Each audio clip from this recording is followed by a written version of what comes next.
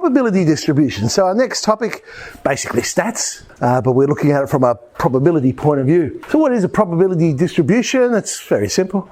Just simply assign values to each outcome or event in a particular sample space. Now, these outcomes, they could be numeric. So an example I've got there is a roll of a dice. So all the elements would be like 1, 2, 3, 4, 5, 6. It could be categorical. So for example, the one I've used here is blood types. So blood types, you don't really put a number on it. You know, you have A plus, all that, B negative, all those sorts of things. Now, we're going to be interested in random variables. Okay, we're going to turn all this data into maths, basically. So what's a random variable? It's a function. It's a type of function. The value will be a number, and that number is determined by the probability of that event occurring. Standard notations are random variables. We usually use an uppercase letter for a random variable. Their value, if we're writing our sentence out in algebra, for instance, so it's just some value, we then use the corresponding lowercase value, or lowercase letter, I should say. Now, random variables, they'll be continuous if the range is an infinite set of numbers. So in other words, it's like an interval. They'll be discrete if your range is countable. Now, there are such things as infinitely countable things. So you couldn't physically count every one, but countable means, oh gosh, let's think of it. But if we were to talk about the height of a person, okay, you can always break it down into more divisions. Theoretically, that is a continuous scale, because you could keep breaking it down to smaller and smaller measurements.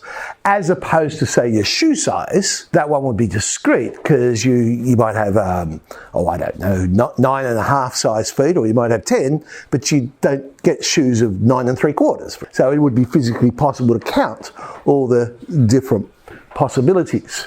And that's what I was just talking about. It is actually possible for something to be infinitely countable. So, example I put there, the number of times a dice is rolled before a 6 occurs. So it's discrete, because you can't roll the dice 2.5 times. But yeah, you could have an infinite number of possibilities in there. All right, so let's do an example. Coins tossed 3 times. I'm going to use the random variable capital X. It's defined as the number of heads thrown.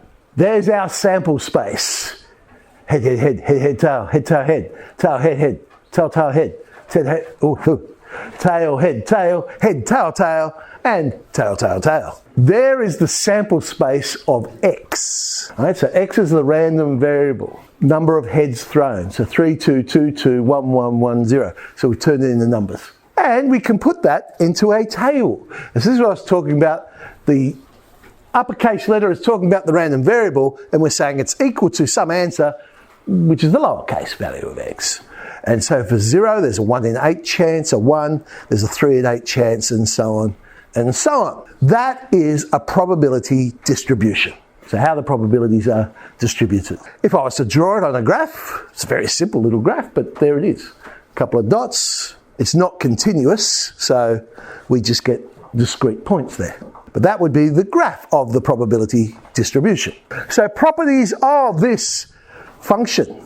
Probability of X equaling X. Well, we know it has to be greater than or equal to 0. You don't get negative probabilities. But you also know that the sum of all of them must equal 1, because all the probabilities added together must be 1. So note, probability of X equals X is, if that is true, that they're the same, then we would have what's called a uniform distribution. So if the probability of everything happening is the same, we have a uniform distribution. Okay.